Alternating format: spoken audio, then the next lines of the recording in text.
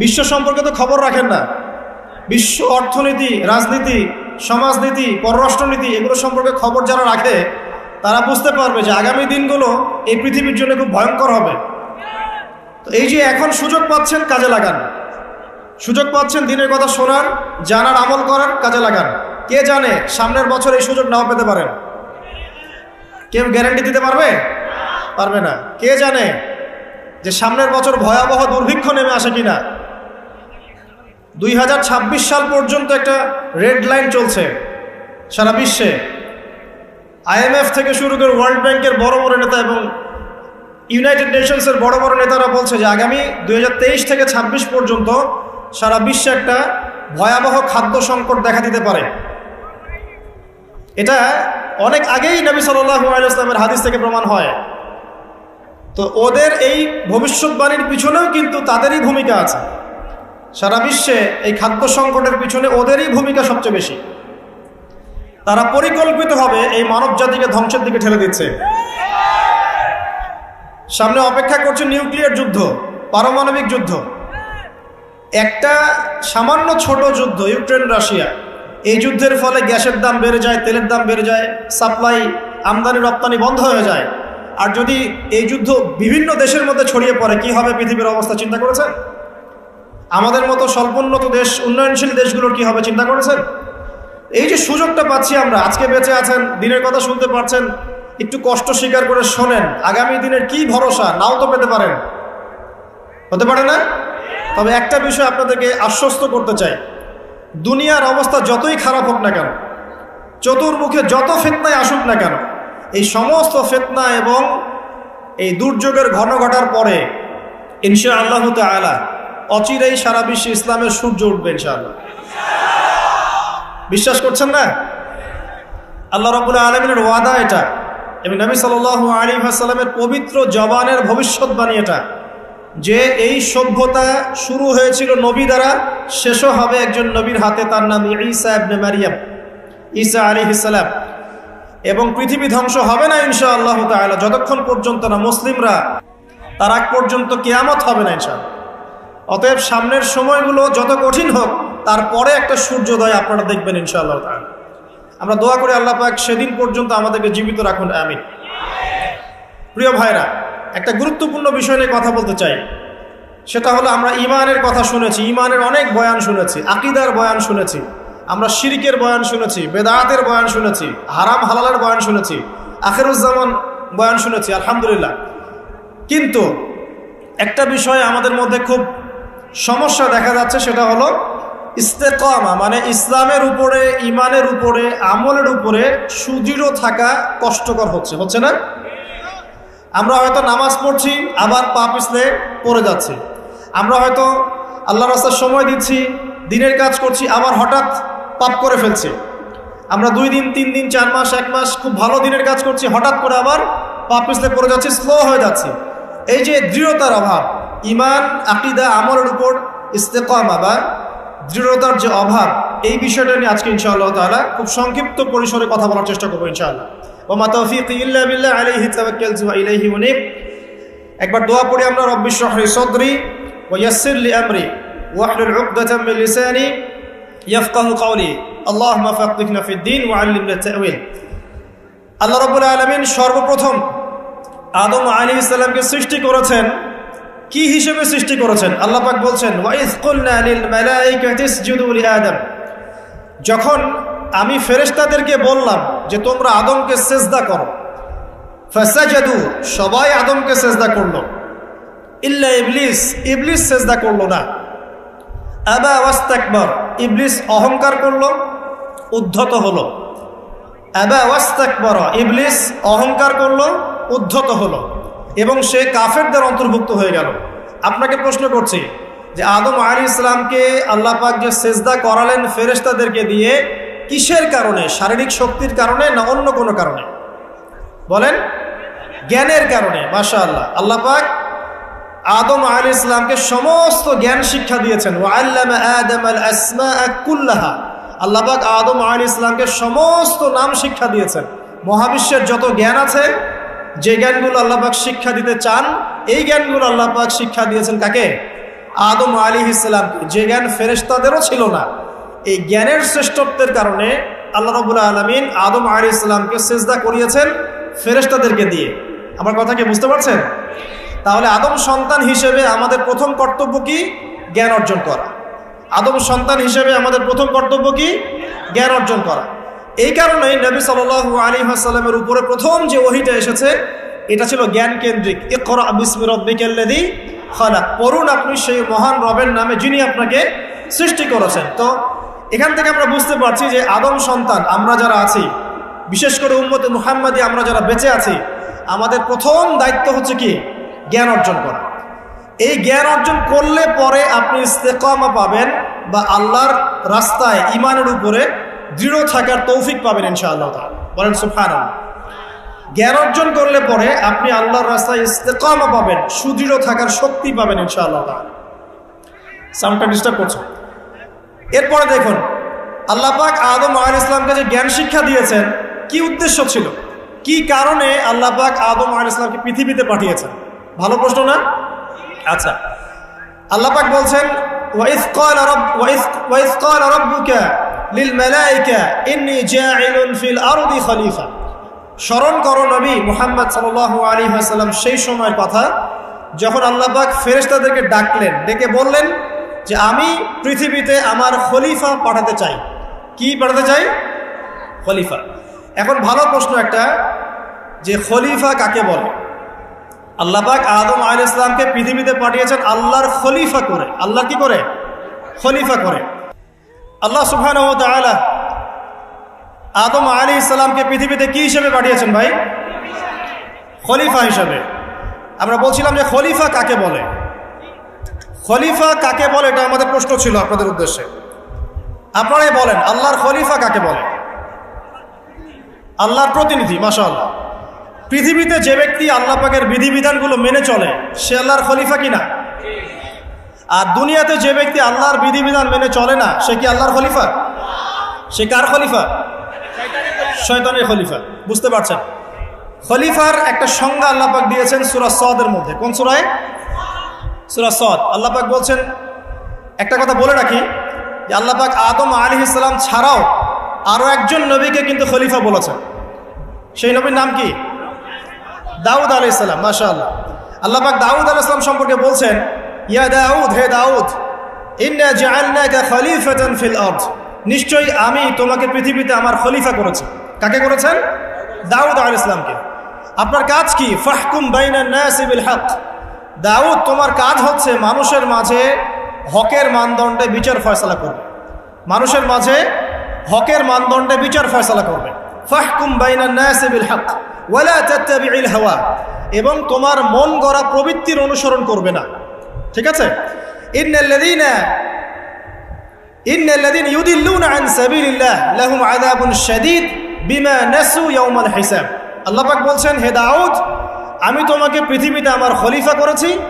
তোমার কাজ হচ্ছে মানুষের মাঝে হকের মানদণ্ডে বিচার ফয়সালা করা এবং প্রবৃত্তির অনুসরণ তুমি করো না। নিশ্চয়ই যারা প্রবৃত্তির অনুসরণ করেছে তারা আল্লাহ পাকের সরল পথ থেকে বিচ্যুত হয়ে গেছে। আর যারা আল্লাহ পাকের সরল পথ থেকে বিচ্যুত হয়ে যাবে তাদের জন্য কিয়ামতের মাঠে যন্ত্রণাদায়ক শাস্তি অপেক্ষা করছে। ঠিক আছে? এখন এখানে দেখেন, আল্লাহ পাক দাউদ আলাইহিস সালামকেও খলিফা বলেছেন এবং আদম আলাইহিস সালামকেও খলিফা বলেছেন। তো এই দুইজনের দায়িত্ব কি? পৃথিবীতে এসে আল্লাহ পাকের বিধিবিধান মেনে চলা এবং মানুষের মাঝে আল্লাহর বিধান অনুযায়ী ফয়সালা করা। এই হলো খলিফার কাজ। যদি এখন পৃথিবীতে এসে আমরা আল্লাহর বিধানের পরোয়া না করি এবং আল্লাহর বিধান দ্বারা আমরা মানুষের মাঝে বিচার ফয়সালা না করি, আমরা আর আল্লাহর খলিফা থাকছি না। কথা ঠিক আছে? এখন আদম আলাইহিস সালামকে পরীক্ষা করা হলো, তাকে জ্ঞান শিক্ষা দেওয়া হলো, তার বুকের বা পাঁজরের হাড় থেকে তার স্ত্রীকে সৃষ্টি করা হয়েছে, জান্নাতে রাখা হয়েছে। জান্নাতে রেখে দেওয়ার পরে আল্লাহ পাক ফেরেশতাদেরকে দিয়ে আগে সেজদাও করিয়েছেন। একজন সেজদা করে নাই, তার নাম কি? ইবলিস। শয়তান সেজদা না করার কারণে আল্লাহ পাক তাকে জিজ্ঞাসা করেছেন যে তুমি মা মানাআকা আন তাসজুদ ইয আমারতুক, তোমাকে কিসে নিষেধ করলো আদমকে সেজদা করতে যখন আমি আদেশ করলাম? শয়তান যুক্তি দিচ্ছিল, খলাকতানি মিন নার ওয়া খলাকতাহু মিন তিন, আমাকে সৃষ্টি করেছেন হে আল্লাহ আপনি আগুন দিয়ে, আর আদমকে সৃষ্টি করেছেন কি দিয়ে? মাটি দিয়ে। তো আমি আগুনের তৈরি, আদম মাটির তৈরি, আমি আদমের চাইতে বেশি সুপিরিয়র। এটা যুক্তি ছিল কার? শয়তানের। মানে শয়তান বোঝাতে যাচ্ছে যে আল্লাহ আপনি যে আমাকে বলছেন যে আদমকে সেজদা করো, আদম তো মাটির তৈরি, আমি তো আগুনের তৈরি, তাহলে আমি কেন ওকে সেজদা করব? বরং আপনি ভুল বলছেন। শয়তানের বক্তব্যটা এমন যে আপনার বক্তব্য ভুল, হে আল্লাহ আমি ঠিক, নাউজুবিল্লাহ। এই অহংকার করার কারণে, আল্লাহ পাকের বিধানটাকে অমান্য করার কারণে আল্লাহ রাব্বুল আলামিন তাকে চিরস্থায়ী কি করলেন? জাহান্নামে করলেন। এখন আদমকে পথভ্রষ্ট করার জন্য আলাইহিস সালাম শয়তান কিন্তু চ্যালেঞ্জও করেছিল, করে নাই? শয়তান চ্যালেঞ্জ করছে। কি চ্যালেঞ্জ করছে? যে ইয়া রব্বি আনজিরনি ইলা ইয়াউমি ইউবআসুন, হে আল্লাহ আমাকে কিয়ামত দিবস পর্যন্ত সময় দেন, হায়াত দেন। ফাবিমা আগওয়াইতানি, যে আদমের কারণে আপনি আমাকে আজকে তাড়িয়ে দিলেন জান্নাত থেকে, লাআকুদান্না লাহুম সিরাতাকাল মুস্তাকিম, আমি সেই আদমের সরল পথে ওত পেতে বসে থাকব। এটা কার চ্যালেঞ্জ? আলোচনা খুব ভালো করে বোঝেন, এটা কার চ্যালেঞ্জ? শয়তানের চ্যালেঞ্জ। শয়তান চ্যালেঞ্জ করলো, আরো চ্যালেঞ্জ করলো। কি চ্যালেঞ্জ? সুম্মা লাআতিয়ান্না মিন বাইনি আইদিহিম, আমি তার ডান দিক থেকে আসবো, ওয়ান আইমানিহিম ওয়ান শামাইলিহিম, আমি তার সামন থেকে আসবো, ওয়ান আইমানিহিম তার ডান দিক থেকে আসবো, ওয়ান শামাইলিহিম তার বাম দিক থেকে আসবো, ওয়ালা তাজিদু আকসারাহুম শাকিরিন, আপনি বেশিরভাগ আদম সন্তানকে শুকরগুজার পাবেন না। কে বললো এই কথা? শয়তানের চ্যালেঞ্জটা শোনেন। আমাকে কিয়ামত পর্যন্ত অবকাশ দিন। আল্লাহ পাক বলেন ঠিক আছে দিলাম। এবার শয়তান বলছে যে আমি আদমের সরল পথে ওত পেতে বসে থাকবো, আছে কি নাই? আছে। এরপরে বলছে আমি ডান দিক থেকে আসব, বাম দিক থেকে আসব, সামন পিছন সব দিক থেকে আসব, বেশিরভাগ আদম সন্তানকে আপনি শুকরগুজার পাবেন না। ও তার চ্যালেঞ্জের উপরে অটল আছে কি নাই? বেশিরভাগ মানুষ কি নামাজ পড়ে? বেশিরভাগ মানুষ কি হালাল খাচ্ছে? বেশিরভাগ মেয়ে কি পর্দা করছে? বেশিরভাগ কি আমরা যাকাত দিয়েছি? বেশিরভাগ মানুষ কি আল্লাহ এবং তার রাসূলের বিধিবিধান মেনে চলছে? তাহলে শয়তান যে চ্যালেঞ্জ করলো ওয়ালা তাজিদু আকসারাহুম শাকিরিন, বেশিরভাগকে আল্লাহ আপনি শুকরগুজার পাবেন না, ও সফল না ব্যর্থ? বলেন, শয়তান সফল না ব্যর্থ? সফল। আল্লাহ পাক বলে দিলেন একটা কথা যে ওয়া কালিলুম মিন ইবাদিয়াশ শাকুর, আমার শুকরগুজার বান্দা কিন্তু খুব কম হবে। কি হবে?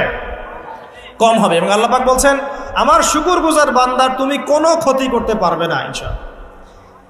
এই কথা রাসূল সাল্লাল্লাহু আলাইহি ওয়াসাল্লাম হাদিসের মধ্যেও বলছেন যে নিঃসন্দেহে বনু ইসরাইল ৭২টা দলে ভাগ হয়ে গিয়েছিল। ওয়া তাফতারিকু উম্মতি আলা 73 মিল্লাহ, আর আমার এই উম্মতে মুহাম্মাদি ভাগ হয়ে যাবে ৭৩টা দলে। কয়টা দলে? কুল্লুহুম ফিন্নার, প্রত্যেকটা দল যাবে জাহান্নামে ইল্লা মিল্লাতান ওয়াহিদা, একটা মাত্র দল ছাড়া, একটা মাত্র মিল্লাত ছাড়া। মানে ৭২টা কাতার জাহান্নামে যাচ্ছে, একটা মাত্র কাতার বাদ দিয়ে। সাহাবীরা বলছেন যে তারা কারা ইয়া রাসূলুল্লাহ? নবী সাল্লাল্লাহু আলাইহি ওয়াসাল্লাম বলছেন মা আনা আলাইহি ওয়া আসহাবি আল ইয়াউমা, আজকের দিনে আমি এবং আমার সাহাবীরা যার উপরে আছে। এই হাদিস থেকে বুঝতে পারছি আমরা যে বেশিরভাগ মানুষ কোথায় যাবে? জাহান্নামে যাবে। আরেকটা আয়াত দিয়ে প্রমাণ করে সামনে যাই। সূরা আরাফের মধ্যে আল্লাহ পাক বলছেন যে ওয়ালাকাদ যারানা লিজাহান্নামা কাসীরাম মিনাল জিন্নি ওয়াল ইনস, আল্লাহ পাক বলছেন দেখো আমি বহু জিন আর মানুষকে দিয়ে জাহান্নাম পূর্ণ করে দিব। প্রচুর জিন, প্রচুর মানুষকে দিয়ে আমি জাহান্নাম পূর্ণ করে দিব।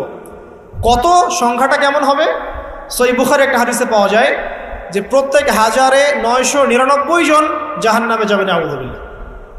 আদম আলাইহিস সালামকে আল্লাহ পাক ডাকবেন, ডেকে বলবেন কিয়ামতের মাঠে তোমার সন্তানদের মধ্য থেকে জাহান্নামীগুলোকে আলাদা করে দাও, জান্নাতীদেরকে আলাদা করে দাও। এবার আদম আলাইহিস সালাম বলবেন যে কতজনকে আলাদা করবো হে আল্লাহ? আল্লাহ রাব্বুল আলামিন বলবেন প্রত্যেক ১,৯৯৯ জনকে জাহান্নামের জন্য আলাদা করবে। চিন্তা করতে পারলেন? তার মানে এখানে একটা বিষয় বোঝার আছে, প্রত্যেক ১,৯৯৯ জন যে জাহান্নামে যাচ্ছে কি কারণে যাবে? কোন পাপের কারণে যাবে? কে বলতে পারবেন কোন পাপের কারণে যাবে? মাশাআল্লাহ, শিরকের কারণে। কারণ কি? কারণ শিরক ছাড়া অন্য যে কোনো গুনাহ আল্লাহ পাক মাফ করতে পারেন না? কিন্তু শিরকের গুনাহ থেকে তওবা না করে যদি মারা যায় আল্লাহ কি মাফ করবেন? আল্লাহ পাক সূরা নিসার মধ্যে বলেছেন যে আল্লাহ পাক যে কোনো গুনাহ যাকে ইচ্ছা মাফ করতে পারেন। যে কোনো গুনাহ, আপনি চুরি করেছেন আল্লাহ চাইলে মাফ করতে পারেন, জিনা করেছেন তওবা করলে আল্লাহ পাক মাফ করতে পারেন, আপনি নামাজ পড়েন নাই তওবা করেছেন, আল্লাহ চাইলে মাফ করতে পারেন। যাকাত দেন নাই, মাফ করতে পারেন। আপনি সুদ খেয়েছেন, মায়ের সাথে জেনা পাপ না? এটা সুদের পাপ কি? মায়ের সাথে জেনার পাপ না? সুদ খেয়েছেন, তারপরেও তওবা করলে আল্লাহ পাক মাফ করতে পারেন। কিন্তু শিরক করেছেন, বিনা তওবায় মারা গেছেন, আমল নামে শিরকের পাপ আছে, আল্লাহ পাক মাফ করবেন না, এমনটাই বলেছে। বরং আল্লাহ পাক বলছেন যে হে আদম সন্তান, তুমি যদি আমার সামনে আসমান জমিন সমান গুনাহ নিয়ে হাজির হও, মানে গুনাহ তোমার আসমান এবং জমিনের সমান হয়ে গেছে, কিন্তু তোমার আমল নামায় কোনো শিরকের পাপ নাই, তাহলে আমি তোমার সামনে আসমান জমিন সমান ক্ষমা নিয়ে হাজির হব। তার মানে বুঝতে পারলাম যে শিরকের পাপটা আল্লাহ পাক মাফ করছেন না, অন্য যে কোনো পাপ যাকে ইচ্ছা মাফ করতে পারে। তাহলে এই যে এতগুলো মানুষ জাহান্নামে যাচ্ছে, তাহলে তাদের আমল নামায় কোন পাপ থাকতে পারে? বুঝতে পারছেন না এবার? তাহলে তাদের আমল নামায় নিঃসন্দেহে শিরকের পাপ আছে। তার মানে এমন একটা যুগের মানুষ বেশি জাহান্নামে যাবে যে যুগের মধ্যে শিরক দিয়ে ভর্তি। কথা কি বুঝতে পারছেন? এটা কোন যুগ? যে যুগের মধ্যে শিরক দিয়ে সব ক্ষেত্র ভর্তি। আমি আপনাকে বলি, আপনার এই ওয়ার্ল্ড অ্যাফেয়ার্স শিরক দিয়ে ভর্তি। আপনার এডুকেশনের মধ্যে, এডুকেশন সিস্টেমের মধ্যে শিরক আছে। আপনি ইকোনমিক সিস্টেম, এর মধ্যে শিরক আছে। এমনকি মুসলিমরা এখন ধর্মের মধ্যেও শিরক করছে। পড়াশোনা বলেন, অর্থনীতি বলেন, জিওপলিটিক্স বলেন, সমাজ বলেন, ধর্মতাত্ত্বিক দর্শনগুলো বলেন, এগুলো এখন শিরক দিয়ে ভর্তি। এন্ড কোথায় কোথায় শিরক আছে এটা ব্যাখ্যা করতে গেলে সারা রাত চলে যাবে। শুধু এতটুকু বলে দিলাম, এই বিশ্বটা এখন শিরকি বিশ্ব চলছে। প্রতিটা ক্ষেত্রেই আল্লাহদ্রোহিতা, প্রতিটা ক্ষেত্রে কি আল্লাহদ্রোহিতা। আল্লাহ বলছেন সুদ খেও না, মানুষ বলছে সুদ না খেলে কি এখন চলা যায়? আল্লাহ বলছেন মদ খাওয়া হারাম, মানুষ বলছে মদ খাওয়া হারাম কেন? এটা ব্যক্তি স্বাধীনতা। আল্লাহ বলছেন সমকামিতা মহাপাপ, মানুষ বলছে এখন সমকামিতাও চলে। মানুষ, আল্লাহ বলছেন পর্দা করতে হবে ফরজ, এখন বলছে না, ব্লাউজ ছাড়াই শাড়ি পরতে হবে। মানে এই যুগটা হচ্ছে আল্লাহ দ্রোহিতার যুগ। আল্লাহ বলছেন ইকরা বিসমি রাব্বিকাল্লাযী খালাক, তুমি সেই জ্ঞান অর্জন করো যা তোমাকে আল্লাহ পর্যন্ত পৌঁছাবে। এখন আমরা সারা জীবন পড়াশোনা করছি, আল্লাহ খোদার নাম নাই। প্রতিটা ক্ষেত্র আল্লাহ পাক বলছেন ওয়া লাম ইয়াহকুম বিমা আনজালাল্লাহু ফাউলাইকা হুমুল কাফিরুন, যারা আল্লাহ পাকের বিধান অনুযায়ী ফয়সালা করছে না, এরা জালেম, এরা ফাসিক, এরা কাফের। আর আমরা সারা বিশ্বের দিকে তাকিয়ে দেখছি এখানে ইসলামিক লজের কোনো বালাই নেই। তো প্রতিটা ডিপার্টমেন্ট শিরক। আপনাকে বোঝাই, 999 জন মানুষ যে জাহান্নামে যাবে, আমল নামে একটা কমন পাপ থাকবে, সেটা কি? শিরক। আর এই শিরকটা মারাত্মক আকার ধারণ করবে যখন দাজ্জাল আত্মপ্রকাশ করবে। কারণ এই সময় বেশিরভাগ মানুষ তাকে আল্লাহ বলে মেনে নিবে, বেশিরভাগ মানুষ তাকে আল্লাহ বলে মেনে নিবে, নাউজুবিল্লাহ। অল্প কিছু মানুষ হয়তো থাকবে যারা তাকে চিনতে পারবে যে না, সে সত্যিকারের আল্লাহ নয়, সে মাসীহুদ দাজ্জাল। তো আপনাকে যুগ এবং জিজ্ঞাসা সম্পর্কে সচেতন থাকতে হবে। যে কথাটা বলতে গিয়ে এদিকে আসলাম, যে আল্লাহ রাব্বুল আলামিন জ্ঞানের মাধ্যমে আমাদের পিতাকে সম্মানিত করেছেন এবং নবী সাল্লাল্লাহু আলাইহি ওয়াসাল্লামের প্রতিও কিন্তু প্রথম জ্ঞানের ওহী করা হয়েছে। উম্মতে মুহাম্মাদী হিসেবে আমাদের করণীয় হচ্ছে প্রথমে জ্ঞান অর্জন করা। কারণ আমরা এই পৃথিবীতে সাধারণ কোনো সৃষ্টি নই, আমরা আল্লাহ পাকের খলিফা। আমরা আল্লাহর কি? খলিফা। আমাদের উপর দায়িত্ব হচ্ছে আমরা আল্লাহর বিধিবিধান মেনে চলবো, অন্যকেও সেই পথে আহ্বান করবো ইনশাআল্লাহ। এটা হচ্ছে আমাদের অ্যাজ এ খলিফা আমাদের ফাংশন। আমাদেরকে আল্লাহ পাক যেখানে দায়িত্ব দিবেন সেখানেই আমরা আল্লাহ পাকের বিধানের পরোয়া করব। আল্লাহ পাকের বিধানকে পাশ কাটিয়ে চলে যাব না ইনশাআল্লাহ। এখন এটা বলা যতটা সহজ, করা কিন্তু খুব কঠিন, তাই না? এটা বলা সহজ, কিন্তু করা কিন্তু এতটা সহজ নয়। কিভাবে সহজ নয়? আপনি মুসলিমদের মধ্যে দেখবেন আমরা সবাই এক আল্লাহর বান্দা, একজন নবীর উম্মত, একটা কেবলা, একটা কিতাব। তারপরে দেখবেন আমরা শততা বিভক্ত না, এখন বিভিন্ন দল উপদল মতবাদে বিভক্ত না। উচিত ছিল আমরা ঐক্যবদ্ধ থাকবো, কিন্তু আমরা বিভক্ত। তো বলা সহজ ঐক্যের কথা, করাটা কঠিন না? কঠিন। মুসলিমদের কথা হচ্ছে যে মুসলিমরা পড়াশোনা করবে, দিনের এলেম কালাম শিখবে, শিখে মানুষকে শেখাবে এবং সমসাময়িক উপকারী জ্ঞানগুলো শিখবে। জেনারেল এবং ইসলামিক উভয় দিকে মুসলিমরা কি হবে? পারদর্শী হবে। কিন্তু বাস্তবটা কি? বাস্তবে গিয়ে আমরা দেখতে পাচ্ছি যে আমরা দুনিয়ার ফিকির যতটা বেশি করছি, দিনের জ্ঞানের ফিকির এতটা নাই। তো দেখেন, বলা সহজ, করা কিন্তু কঠিন। আমাদের উচিত ছিল যে আমরা হালাল খাবো, আমরা সুদ ঘুষ দুর্নীতির কাছে যাব না, এটা উচিত ছিল আমাদের। কিন্তু আমরা বাস্তবে কি দেখছি? ম্যাক্সিমাম মুসলিমই এখন সুদ খাচ্ছে। খাচ্ছে না? ম্যাক্সিমাম মুসলিমই দেখা যায় ঘুষ ছাড়া জব হচ্ছে না, দুর্নীতি করতে হচ্ছে, অন্যের সম্পদ আত্মসাৎ করছি আমরা, এবং এগুলোকে আমরা ইসলামের অংশ বলে মনেও করছি না। মনের মধ্যে আল্লাহ পাকের ভয়ও কাজ করছে না, মনে হচ্ছে একবার হজ করে আসবো সব গুনাহ মাফ হয়ে যাবে, তাই না? তো বলাটা কিন্তু সহজ, করাটা কি কঠিন। উচিত ছিল যে মুসলিম মহিলা যারা আছে সবাই পর্দা করবে, শালীনভাবে থাকবে, কিন্তু আপনি রাস্তাঘাটে চলাফেরা করলে দেখবেন সবাই যারা রাস্তায় ঘুরছে না মুসলিম পরিবারের মেয়ে, তারপরেও কাপড় চোপড়ে পর্দার কোনো বালাই নাই। নিশ্চয় ক্যাসিয়াতুন আরিয়া, কাপড় পরেও নগ্ন হয়ে ঘুরছে না? আচ্ছা, এখন তো আমার অশ্লীলতাকে প্রমোট করা হচ্ছে, এখন আবার প্রমোট করা হচ্ছে যে এভাবেই নাকি 1000 বছর ধরে আমাদের মা বোনরা নাকি কাপড় পরেছে, নাউজুবিল্লাহ। তো দেখেন, বলাটা সহজ, করাটা কঠিন কেন? কারণ হচ্ছে ঈমান, আকীদা, সুন্নাহ, আমল এগুলোর উপরে চলাটা যতটা সহজ, দৃঢ় থাকাটা এতটা সহজ নয়।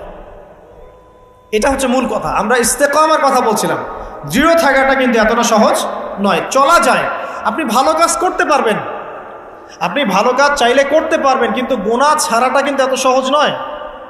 আপনি নামাজ পড়তে পারবেন, অনেক নামাজ পড়তে পারবেন, তাসবিহ তাহলিল করতে পারবেন, জিকির আজকার করতে পারবেন, কিন্তু সুদ ছাড়া এত সহজ নয়, হারাম রিজিক ছাড়া কিন্তু এত সহজ নয়।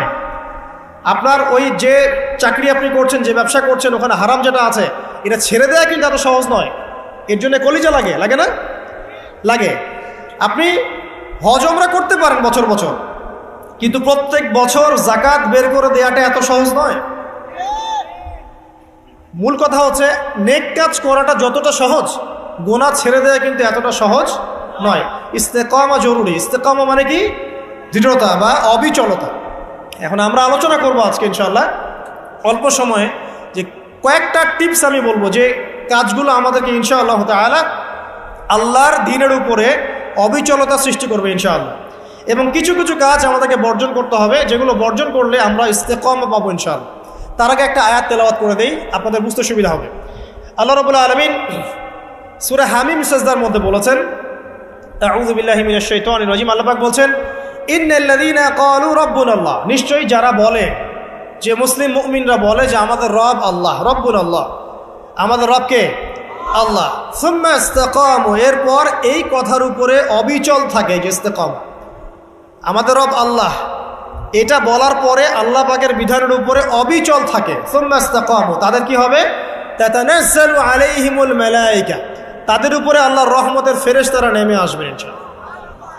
রহমতের ফেরেশতা নেমে আসবেন, তাতানাজ্জালু আলাইহিমুল মালায়েকা, এবং তারা বলবেন আল্লা তাখাফু ওয়া লা তাহজানু, হে মুমিন মুসলিমরা, তোমরা দুশ্চিন্তা করো না, তোমরা ভয় করো না। নাহনু আউলিয়াউকুম ফিল হায়াতিদ দুনিয়া ওয়া ফিল আখিরাহ, আমরা যারা আল্লাহর ফেরেশতা আছি, আমরা দুনিয়া এবং আখিরাতে তোমাদের বন্ধু হয়ে গেলাম। ওয়া লাকুম ফিহা